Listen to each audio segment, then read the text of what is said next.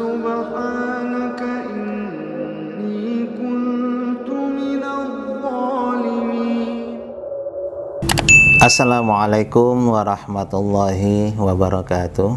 Alhamdulillahirabbil alamin. Alhamdulillazi anzala 'abdahil kitaba wa lam yaj'alhu iwaja. Asyhadu an la ilaha illallah wa asyhadu anna Muhammadan abduhu wa rasuluh la nabiyya ba'dahu minal qiyamah. Allahumma shalli ala Muhammad wa ala alihi haqqa qadrihi wa miqdaril azim. Rabbi shrah li sadri wa yassir amri wa hlul 'uqdatam min lisani yafqahu qawli, amma ba'du. Kaum muslimin dan muslimah jamaah Al-Aman yang dirahmati Allah, syukur alhamdulillah kita selalu ucapkan kepada Allah Subhanahu wa taala. Kita ini dengan salawat dan salam kepada junjungan kita Nabi besar Muhammad sallallahu alaihi wasallam. Hari ini kita akan membahas tentang sebuah topik dengan judul siasah syar'iyah. Ini mungkin masih belum sering kita dengar, kecuali di kampus sering dibahas masalah ini, yaitu tentang bagaimana tugas seorang nabi di samping mengajarkan kita ibadah, di samping mengajarkan kita syariah, akhlak, dan satu sisi yang tidak boleh kita lupakan, beliau juga mengajarkan kita semacam kekuasaan atau khalifah dalam bahasa Al-Quran. Kita rujuk dalam surah Al-Baqarah ayat 30, bismillahirrahmanirrahim.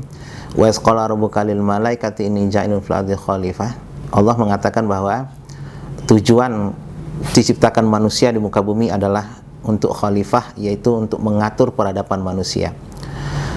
Ketika ayat itu diturunkan di penciptaan Nabi Adam di surga pada saat itu, malaikat dengan iblis protes, bertanya kepada Allah, "Ya Allah, ataj'alu fiha ma yusdi wa yasfiku dima?" Kenapa kau ciptakan makhluk yang punya hawa nafsu?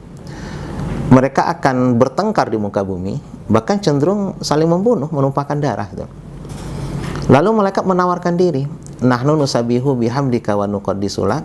Kami bertasbih kepadamu ya Allah. Kami saja jadi khalifah di muka bumi. Kami sanggup, Pak.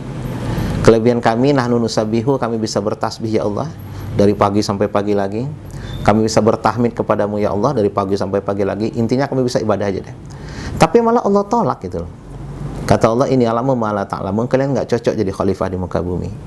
Nah, dari ayat yang singkat ini bisa kita ambil sebuah kesimpulan bahwa makna khalifah yang disebutkan dalam Al-Qur'an 30 itu agak disalahpahami oleh malaikat gitu. Menurut malaikat jadi khalifah itu hanya memikirkan ibadah mahdhah. Padahal ada ibadah ghairu mahdhah.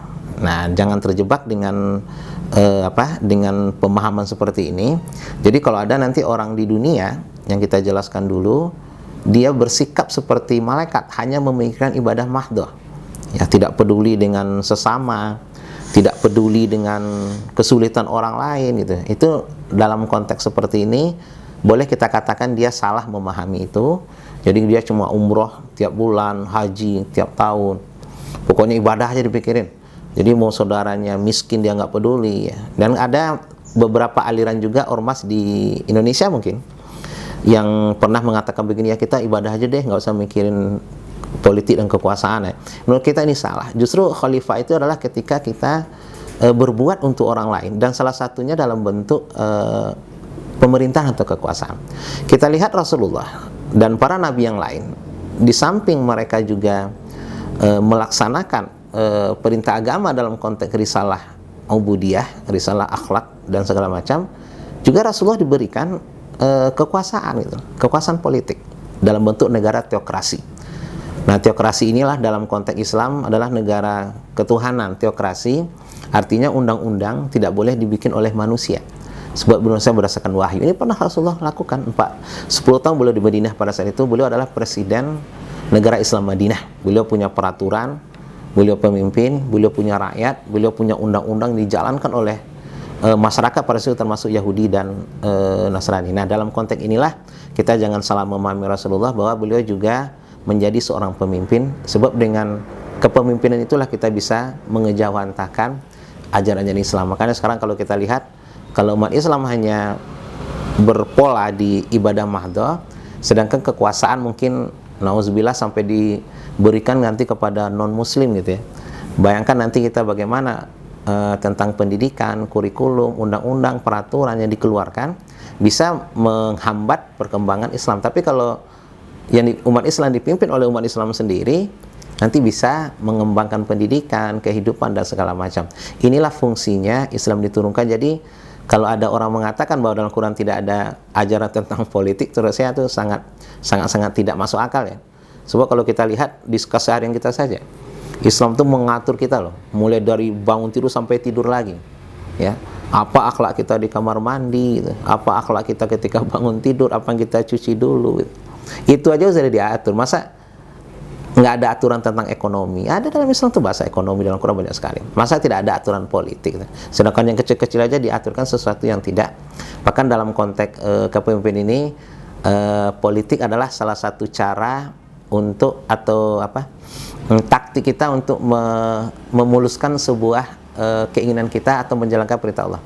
Kita ambil sebuah cerita ketika Nabi Sulaiman, ada dua orang ibu waktu itu bertengkar, berebut anak. Ini anak saya gitu loh. Nah, Nabi Sulaiman pada saat itu kebingungan karena belum ada tes DNA pada saat itu. Ini mana ibu yang benar nih, kata Nabi Sulaiman. Nah, beliau menggunakan siasah politik dalam bidang hukum syariah. Kita lihat bagaimana beliau. Nah, kalau begini kata Nabi Sulaiman, bagaimana kalau bayi ini kita belah aja deh, kata Nabi Sulaiman. Kita bagi dua, separuh untuk ibu A, separuh untuk ibu B. Nah, ternyata satu ibu waktu itu menangis. Ya Nabi Allah, jangan bunuh anak saya, bunuh saya aja deh. Jangan anak kecil itu disakitin. Ternyata ibu yang satu tidak menunjukkan pembelaan kepada anak kecil itu. Nah, ini kan siasah ini, politik hukum dilakukan oleh Nabi Sulaiman. Pertanyaannya, apakah Nabi Sulaiman akan membunuh anak itu? Nggak mungkin dong. Membelah anak itu pasti tidak mungkin. Itulah siasah beliau. Beliau ingin mentahu siapa ibu kandung sebenarnya. Nah, setelah ibu yang satu memperlihatkan, jangan Nabi Sulaiman, saya aja deh dibunuh. Berarti seorang ibu kandung pasti nggak tega anaknya disakitin. Pasti nggak tega anaknya diberikan pembelahan semacam itu. Saya aja deh. Nah, Nabi Sulaiman tahu itulah ibu yang sebenarnya. Sedangkan ibu yang satu yang tidak menunjukkan pembelaan begitu, itu ibu KW, itu ibu ngaku-ngaku sebagai ibu kandung. Tangkap dia, kata Nabi Sulaiman. Nah, ini salah satu contoh. Nabi Yusuf juga pernah melakukan ini ketika Bunyamin, adik kandung beliau satu ibu, dengan ibu Rahil, menikah dengan Nabi Yakub, Bani Israel. Ketika adik beliau datang ke istana, ya, saudaranya nggak tahu kalau itu Nabi Yusuf. Nabi Yusuf tahu itu saudaranya dulu menzalimi dia.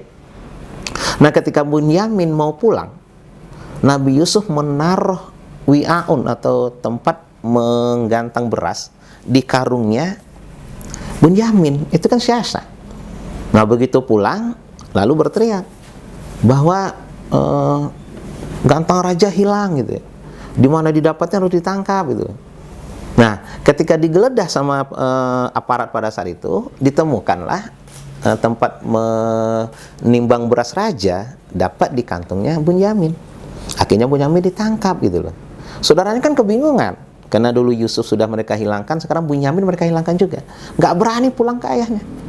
Nah, itu kan semacam hilah, siasat yang dilakukan oleh Nabi Yusuf. Begitu Bunyamin tertangkap, Yusuf langsung mendekati Bunyamin, jangan khawatir, saya kakakmu gitu.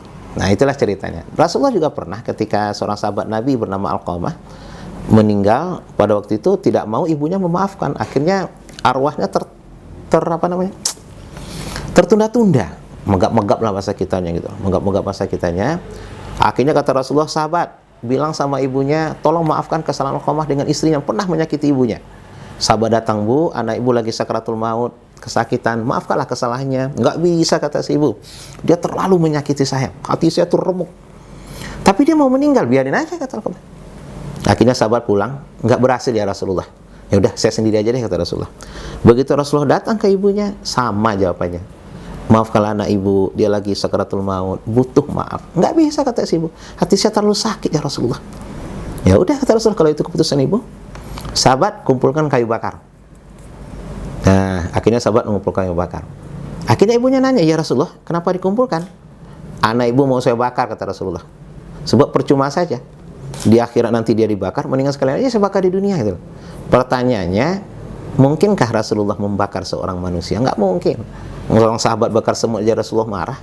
Tapi itu cara Rasulullah untuk mengambil hati seorang ibu. Seorang ibu nggak mungkin anaknya disakitin. Ya udah Rasulullah, daripada anak saya dibakar, saya maafin deh. Nah ini kan siasah dilakukan oleh Rasulullah. Jadi dalam kekuasaan ini memang kita lihat Khalifah Ar-Rasyidin dan dinasti Umayyah Abbasiyah pernah melakukan hal-hal seperti itu. Artinya jangan kita salah paham tentang kekuasaan. Allah memberikan kita kekuasaan, tutimul kami mantasya wa tizilumul kami mantasya. Allah juga mencabut kekuasaan. Artinya gunakanlah kita kalau punya kemampuan untuk memimpin, leadership, gunakanlah itu. Tapi ketika kita nanti menjabat sebuah pimpinan masyarakat, jadilah amanah, gunakanlah seluruhnya untuk kebahagiaan rakyat yang kita pimpin, sebab nanti juga akan pertaruhkan. Dan imamun adil, orang yang akan dilindungi Allah nanti pada hari kiamat, ketika tidak ada perlindungan kecuali hanya perlindungan Allah. Dan doa imamun adil juga termasuk doa yang istijabah dan dijawab oleh Allah langsung. Semoga bermanfaat ya, kajian singkat ini. Subhanakallahumma wa bihamdika asyhadu an la ilaha illa anta astaghfiruka wa atubu ilaik. Assalamualaikum warahmatullahi wabarakatuh.